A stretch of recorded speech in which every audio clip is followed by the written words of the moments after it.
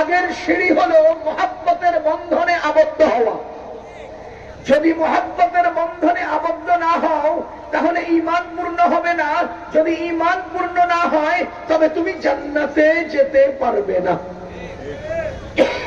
এতটুকুন কি আপনারা বুঝতে পেরেছেন? এবার আমি আপনাকে একটা উদাহরণ দিই। একটা বল, এটা ওয়ালের ওই পারে যেতে হবে। ওয়াল আবার দুইটা। এক নাম্বার, এই বলটা পানিতে ভেসে আছে, তো এই পাশের হাউসটা ভরে গেলে বলটা টপকে অন্য হাউসে গিয়ে পড়বে। ওই হাউস যখন পূর্ণ হবে তখন বলটা তার পরের হাউসে গিয়ে হাজির হবে, পড়বে। এবার আপনারা বলেন, মহব্বতের হাউসের মধ্যে আপনি বসে আছেন, আপনার মহব্বতের হাউস পূর্ণ হবে, পরেই তো আপনি গড়িয়ে ঈমানের হাউসে গিয়ে পড়বেন। ঈমানের হাউস আপনার পূর্ণ হবে, তবেই তো আপনি ওই ওয়াল অতিক্রম করে জান্নাতে গিয়ে পড়বেন। যদি আপনি মহব্বতের হাউস পূর্ণ না হয়, আপনি ওই মাঝখানের ওয়াল আর পার্টিশন অতিক্রম করে ঈমানের হাউসে পড়বেন না। ঈমানের হাউস যদি পূর্ণ না হয় তাহলে আপনি ভেসে জান্নাতের ওয়াল টপকিয়ে জান্নাতেও পৌঁছতে পারবেন না। কথা কি বুঝতেছেন নি ভাই? এবার বলেন, উপরে কি? জান্নাত, তারপরের সিঁড়ি ঈমান, তারপরের সিঁড়ি মহব্বত, কয় না? তাহলে প্রথম সিঁড়ি, আবার বলেন মহব্বত, প্রথম সিঁড়ি মহব্বতের পরের সিঁড়ি ঈমানের পরের সিঁড়ি। এবার বলেন, জান্নাতে কি সরাসরি চলে যাব না ঈমান লাগবে? ঈমান কি পেয়ে যাব না মহব্বত লাগবে? লাজিম মালজুমের সম্পর্ক, তাকদীম তাখিরের সম্পর্ক। মহব্বত পূর্ণ হবে তো ঈমান পূর্ণ হবে, ঈমান পূর্ণ হবে তো জান্নাতে যেতে পারবো। মহব্বত দিলে আসবে তো লাজিম আমার ঈমান পূর্ণ হবে, ঈমান পূর্ণ হবে তো লাজিম আমি জান্নাতে যাব। তাহলে আমার জান্নাতে পৌঁছতে কয়টা সিঁড়ি লাগবে? এই দুইটা সিঁড়ি অর্জন করতে হবে কিনা? এই দুই সিঁড়ি অর্জন করার প্রধান উপায়, قال رسول الله صلى الله عليه وسلم أولا أدلكم على شيء, আমি কি তোমাদেরকে এমন কৌশল বলে দেব, ইদা ফাআলতুমুহু, যখন সেই কৌশল তোমরা অবলম্বন করবে, তাহাবাবতুম, তোমরা মুহাব্বতের বন্ধনে আবদ্ধ হতে পারবে। আপনারা কি বুঝতেছেন? আওয়ালা আদুল্লুকুম, আমি কি তোমাদেরকে কৌশল বলে দেব, ইদা ফাআলতুমুহু, যে কৌশল অবলম্বন করলে পরে তাহাবাবতুম, তোমরা ভালোবাসার বন্ধনে আবদ্ধ হয়ে যাবে। তাহলে বুঝা গেল নবীজি আমাদেরকে মুহাব্বতের বন্ধনে আবদ্ধ হওয়ার কৌশল শিক্ষা দিচ্ছেন। নবীজি বলছেন, আমি কি বলবো এমন কৌশল, যে কৌশল অবলম্বন করলে মুহাব্বত তৈরি হয়।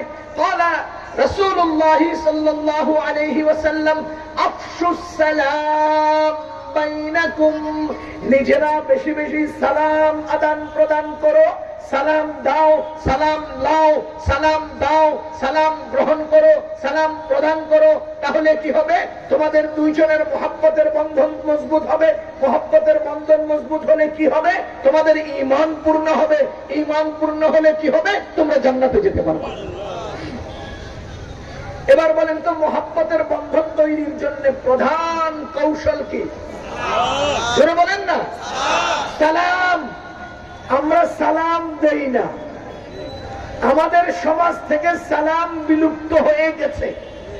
কথা বল, আমাদের সমাজ থেকে সালাম হারিয়ে গেছে। সালাম মানব সৃষ্টির প্রথম আমল, মানুষ সৃষ্টির দ্বিতীয় আমল, প্রথম নয় দ্বিতীয় আমল। হাদিস শরীফে বর্ণিত, রাসূল করিম সাল্লাল্লাহু আলাইহি ওয়াসাল্লাম ইরশাদ করেন, আল্লাহ তাআলা যখন আদম আলাইহিস সালামকে বানালেন, আল্লাহ তাআলা যখন আদম আলাইহিস সালামকে বানালেন, তখন আল্লাহ তার ভিতরে রূহ দিলেন। কি দিলেন? রূহ দিলেন। যখন রূহ ভিতরে প্রবেশ করলো তখন তার নাকে শীষ আসলো, এরপরে তিনি হাঁচি দিলেন। এরপরে তিনি কি দিলেন? হাঁচি দিলেন। হাঁচি দিলে কি বলতে হয়?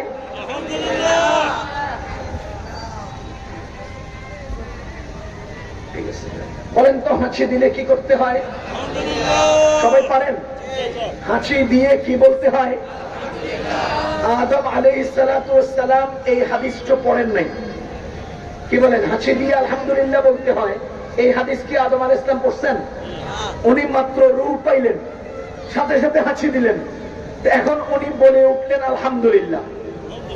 নবীজি বলেন যে আল্লাহর দেওয়া তৌফিকে তিনি হাঁচি দিয়ে বললেন আলহামদুলিল্লাহ।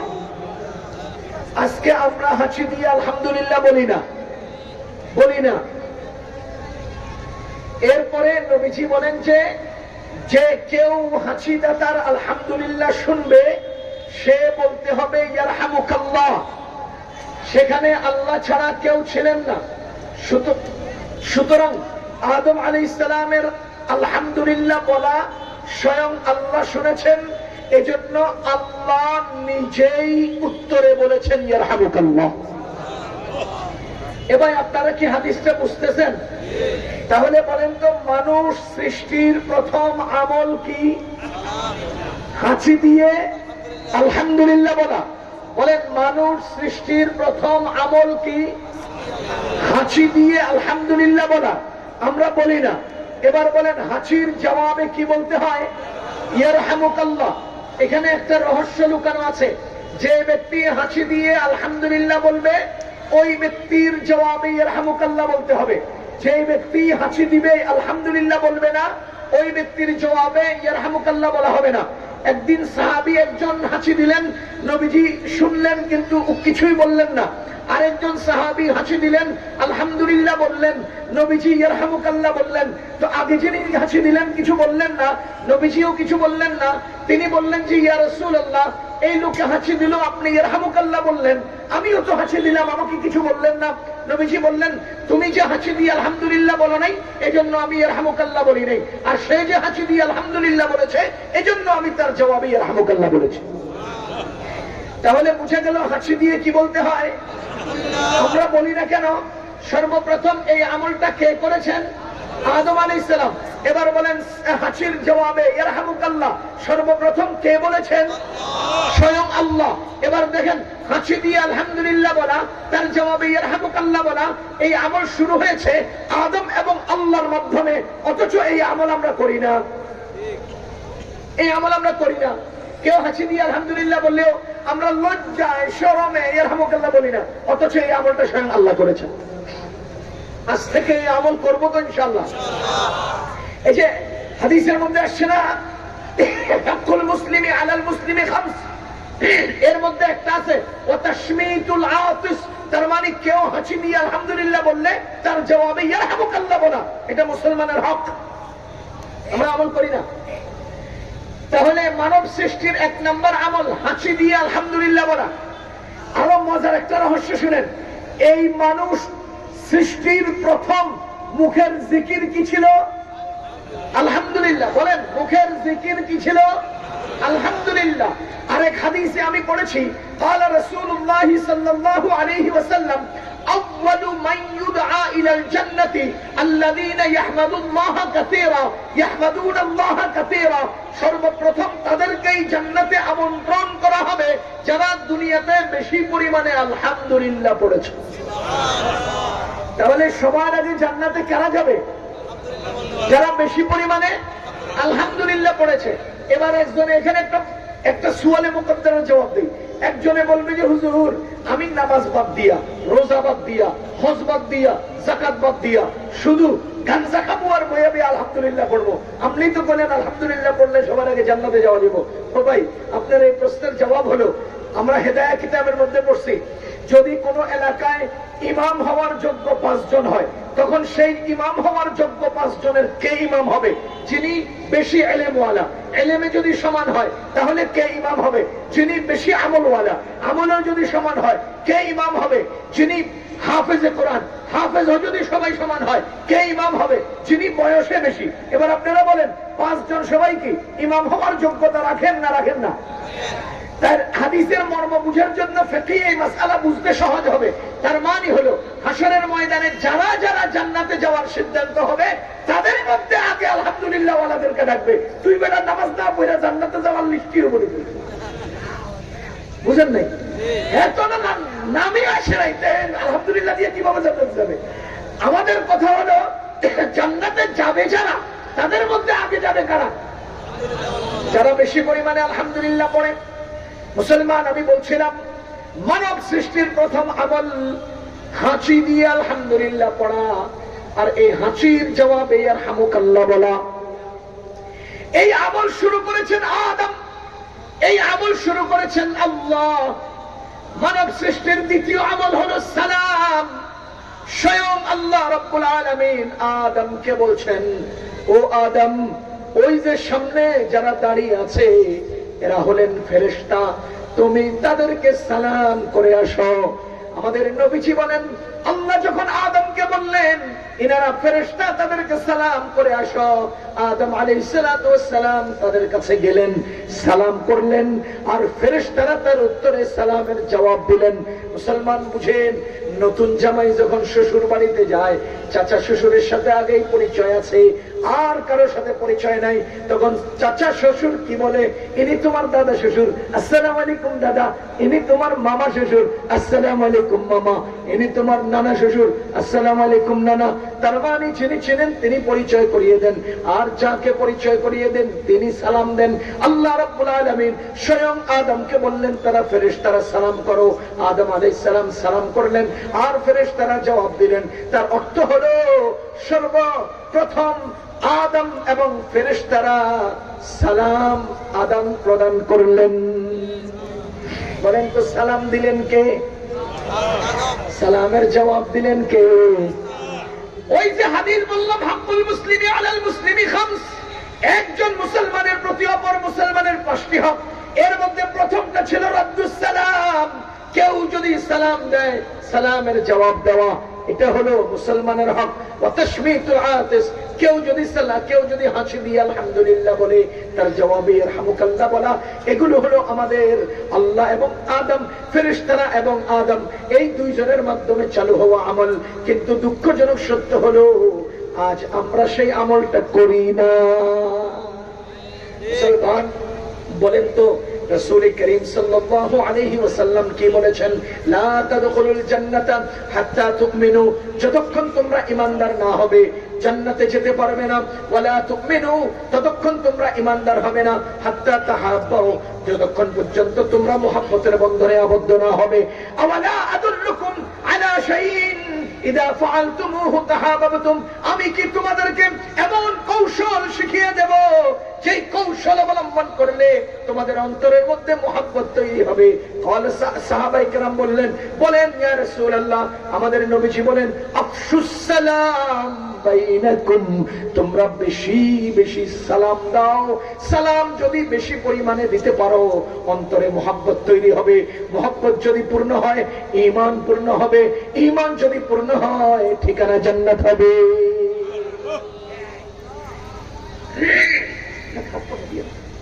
আপনারা কি বুঝতেছেন কথা?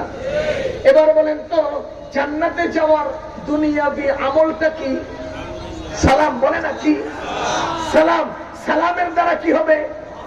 মুহাব্বত তৈরি হবে। মুহাব্বত তৈরি হলে কি হবে? ঈমান বাড়বে, ঈমান পূর্ণ হবে। আমি ওই প্রথমে উদাহরণ দিয়েছি যে বলটা মুহাব্বতের গণ্ডি অতিক্রম করে ঈমানের গণ্ডিতে গিয়ে পড়বে, ঈমানের গণ্ডি অতিক্রম করে জান্নাতের গণ্ডিতে গিয়ে পড়বে। যদি মুহাব্বত অর্জন হতে হয়, মুহাব্বত অর্জন করতে হয়, তো সালামের আমল বাড়াতে হবে।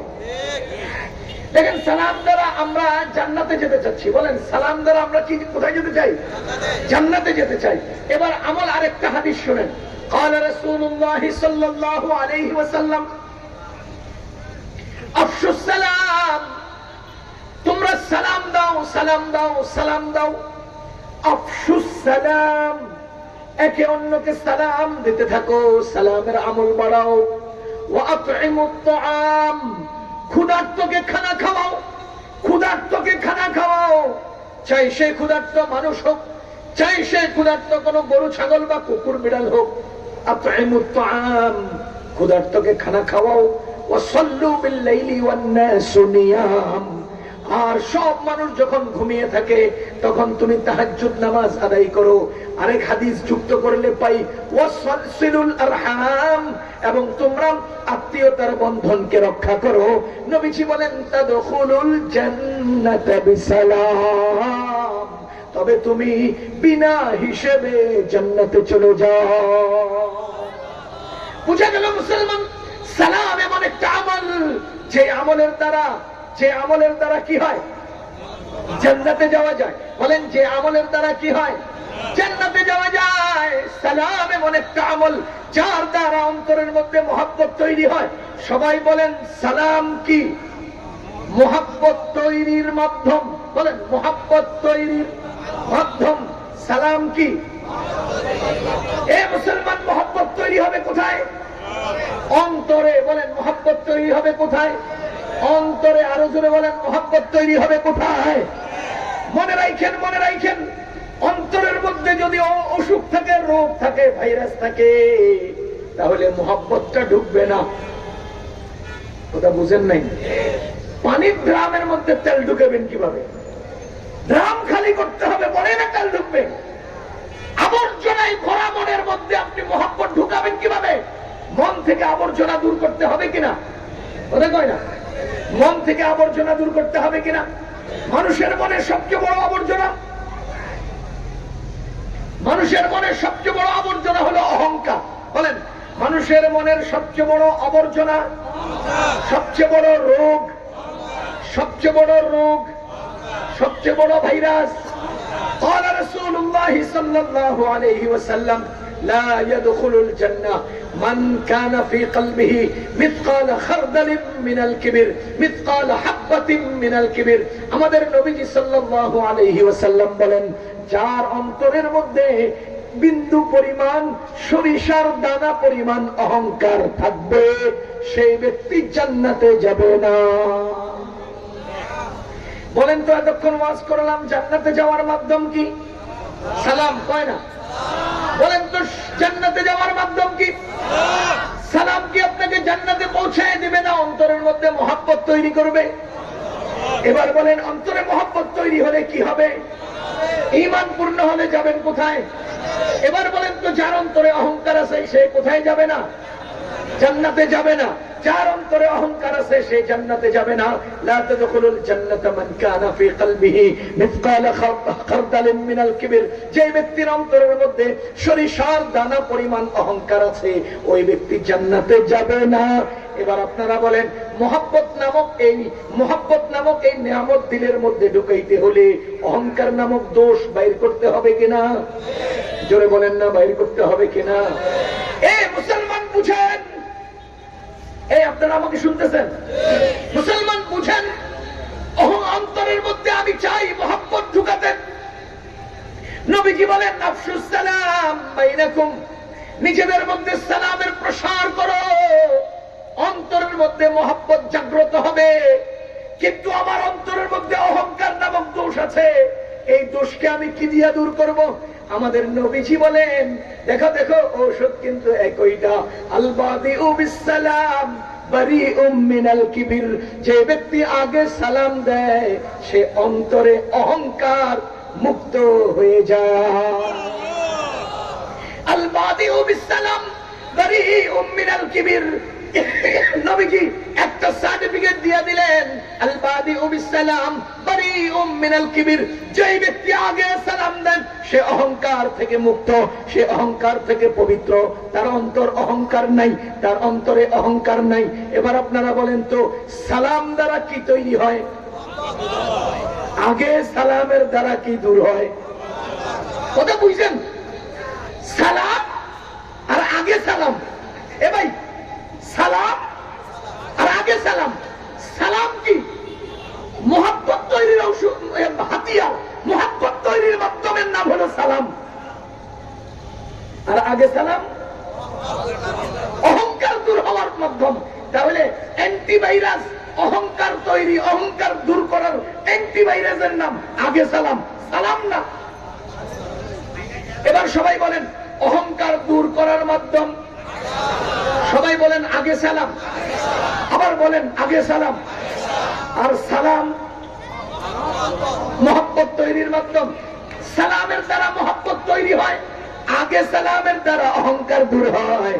এবার আপনি বলেন, আপনার দিলের মধ্যে অহংকার আছে না নাই? কথা কয় না?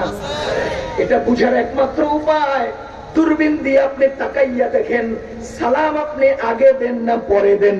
যেই লোকে আগে সালাম দেয় সেই অহংকার মুক্ত, যেই লোকে সালাম পাওয়ার জন্য হা করে থাকে, খোদার কসম সে অহংকারী।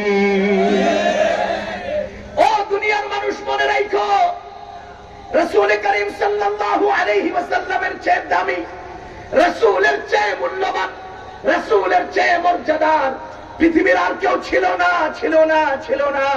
কিন্তু আমাদের নবীজি আগে সালাম দিতেন কিনা? জোরে বলেন, আগে সালাম দিতেন কিনা? কিন্তু আমি আল্লাহর কসম করে বলছি, যিনি আগে সালাম দেয় সে অহংকার মুক্ত, আর যিনি অন্যের সালাম পাওয়ার জন্য হা কইরা থাকে সে অহংকার মুক্ত না। এখানকার মসজিদের ইমাম সাহেব আরেকজনের সালাম পাওয়ার জন্য যদি অপেক্ষা করে তিনি অহংকারী ইমাম। এখানকার মাদ্রাসার মুহতামিম সাহেব অন্যের সালাম পাওয়ার জন্য যদি বসে থাকে উনি অহংকারী মুহতামিম। শিক্ষক যদি ছাত্রের সালাম পাওয়ার অপেক্ষা করে ওই শিক্ষক অহংকারী শিক্ষক। তোমাদের পীর সাহেব যদি কোন এলাকায় যাওয়ার কারণে ওই এলাকার লোকেরা সালাম দেয় নাই, এজন্য যদি ক্ষিপ্ত হয়, খোদার কসম তোমার পীর অহংকারী পীর। যেই পীর সাহেব আরেকজনের সালাম পাওয়ার জন্য বসে থাকেন সে অহংকারী পীর। যে বক্তা আরেকজনের সালাম পাওয়ার জন্য বসে থাকে সে অহংকারী বক্তা। যেই শিক্ষক আরেকজনের সালাম পাওয়ার জন্য বসে থাকে সে অহংকারী শিক্ষক। খোদার কসম আমাদের নবীজির চেয়ে শ্রেষ্ঠ আর কেউ ছিল না। তুমি পীর হতে পারছো, বিনয়ী হতে পারে নাই। কথা কি বুঝতেছেন? বুঝলে বুঝ পাতা, না বুঝলে তেল পাতা। বুঝেন, বুঝেন।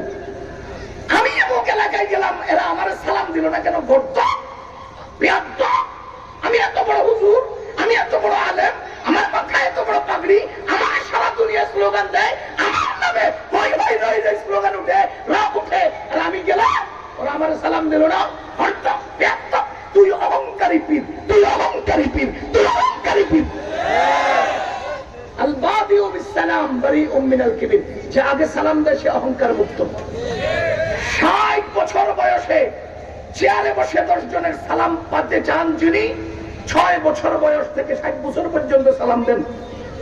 অমিয়া 60 বছর বয়সে চেয়ারে বসে যদি আপনি সালাম পেতে হয় তো 6 বছর থেকে 60 বছর পর্যন্ত আপনাকে সালাম দিতে হবে। আপনি না দিয়ে কার সালাম পাওয়ার জন্য বসে আছেন? আপনি 10 জনকে সালাম দেয় না, 10 জন আপনারা সালাম দিতে। কি শিখছেন আপনি? আপনি কি শিখছেন? আরেকজনের কোন সালাম দেয় নাই, এটা বুঝি রাসূলের আদর্শ। তুই বেটা কি লেগে সালাম আগে দিলি না? তোর কাছে রাসূলের আদর্শ কোথায় আছে? সাবধান, হিসাব নিকাশ করবেন, তাহলে দেখবেন যে মিলে যাবে, মিলে যাবে। আল বাদিউ বিসসালাম বারিউম মিনাল কিবির। আমার অন্তর থেকে অহংকার দূর করার দরকার আছে না নাই?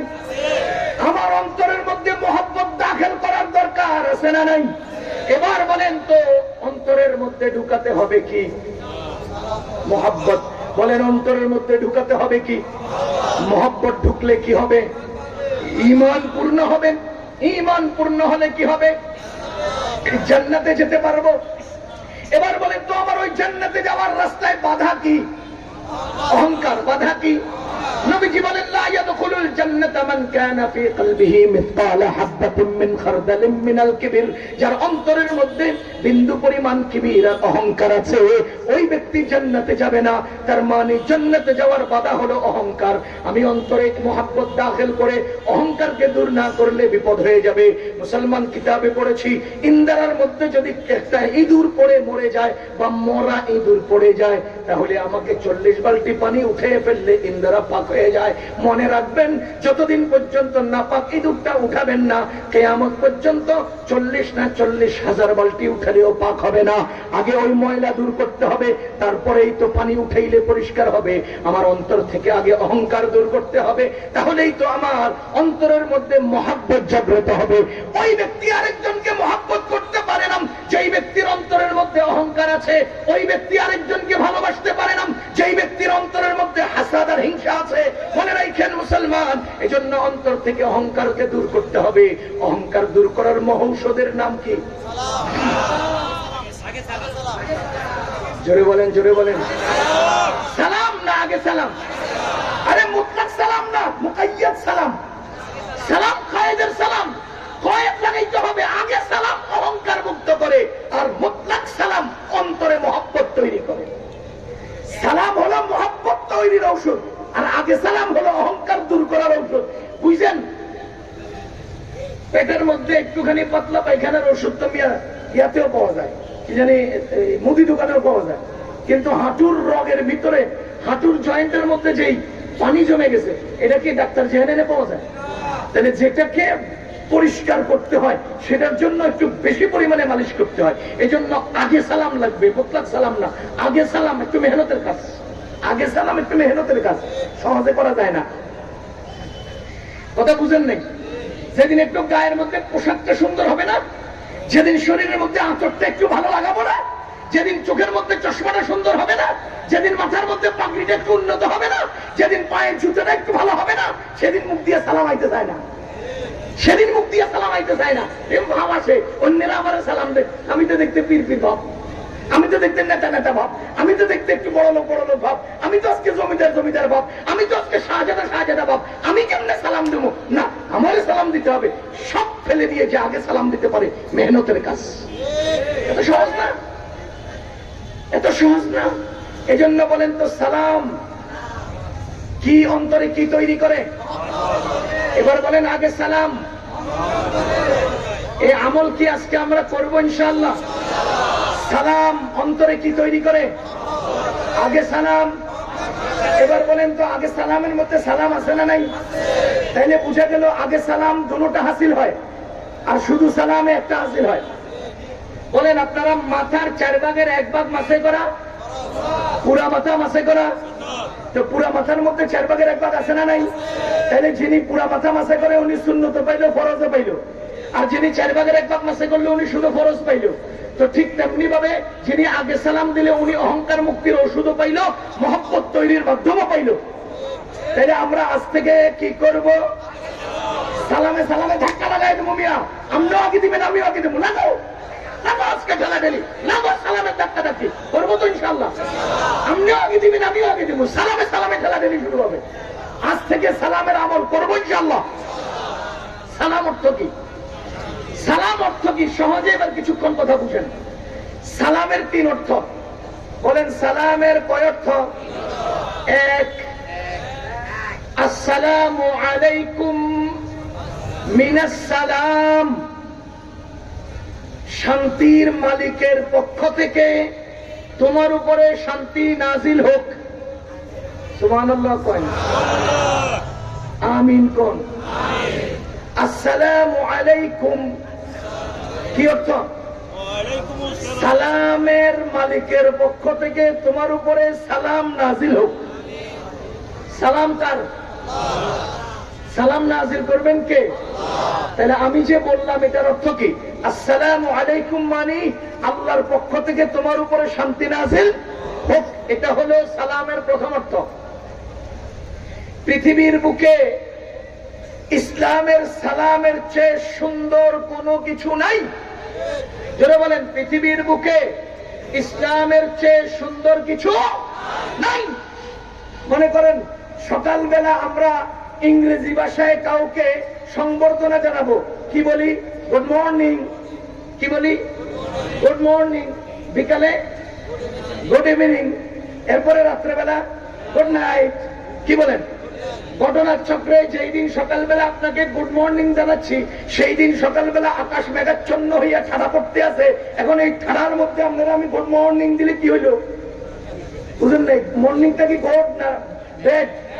তাহলে এখন এত বড় বড় ঠাড়া চলতেছে, বিশাল স্পিরিটে বৃষ্টি চলতেছে, তুফানে সব উড়ে এলে যেতেছে, আর আপনারা আমি পেলাম গুড মর্নিং। মর্নিং কোন হলো দিক দিয়া? কিন্তু আসসালামু আলাইকুমের মধ্যে তুফান হোক আসসালামু আলাইকুম, বৃষ্টি হোক আসসালামু আলাইকুম, আরে ঠাড়া পড়ুক আসসালামু আলাইকুম। প্রযোজ্য কিনা? বলেন প্রযোজ্য কিনা? সকালে প্রযোজ্য, দুপুরে প্রযোজ্য, রাত্রেও প্রযোজ্য। আরে মিয়া, প্রসব বেদনায় কাক্রান্ত মানুষটাকে গুড মর্নিং দিলে সে কি অবস্থায়, আর আসসালামু আলাইকুম দিলে এর চেয়ে সেরা কোনো দোয়া হতে পারে না। একজন মানুষ প্রসবে কাতরাচ্ছে বেদনায়, আর আপনি তারে যাই করেন গুড মর্নিং। গাধা, তুই কোন সময় কি করতে হবে তার অবস্থা? কথা বুঝেন নাই? আপনি শান্তিতে আছেন তবু আসসালামু আলাইকুম ফিট, আপনি কষ্টে আছেন তবু আসসালামু আলাইকুম ফিট, আপনি সকালে আছেন তবু আসসালামু আলাইকুম ফিট, আপনি যখন বলবেন তখনই ফিট আসসালামু আলাইকুম। কথা বুঝতেছেন নি আপনারা? তাহলে ইসলামের আসসালামু আলাইকুমের চেয়ে সুন্দর কোন আদান প্রদান একজনের সাথে আরেকজনের আর হতে পারে না। তাহলে আসসালামু আলাইকুমের প্রথম অর্থ কি? তোমার উপরে আল্লাহর পক্ষ থেকে শান্তি নাজিল হোক, বর্ষিত হোক। এবার আপনারা বলেন শান্তির দোয়া, সালাম মানি শান্তির দোয়া। সবাই বলেন তো সালাম মানি, আমার বলেন সালাম মানি। এবার আপনারা ইনসাফের সাথে আমাকে একটা কথা বলেন, আমার কাছে শান্তির দোয়া কে বেশি পাও না? যে আমার বেশি প্রিয়, মা বাবা না, যে আমার বেশি প্রিয়। বলেন আমার কাছে বেশি পরিমাণে শান্তির দোয়া কে বেশি পাও না? যে আমার বেশি প্রিয়। যতদিন বিয়ে করি নেই ততদিন মা বাবা বেশি প্রিয়, বিয়ে করার পরে বউ একটু বেশি প্রিয়, পোলাপান হয়ে গেলে পোলাপান একটু বেশি প্রিয়, বুড়ো হয়ে গেলে বহু মানুষ বেশি প্রিয়। কথা কন? তাহলে প্রিয়র একটা স্তর পরিবর্তন হয় কিনা? এবার আপনাকে আমি জিজ্ঞেস করি, সালাম আমার কাছে বেশি পাও না কে?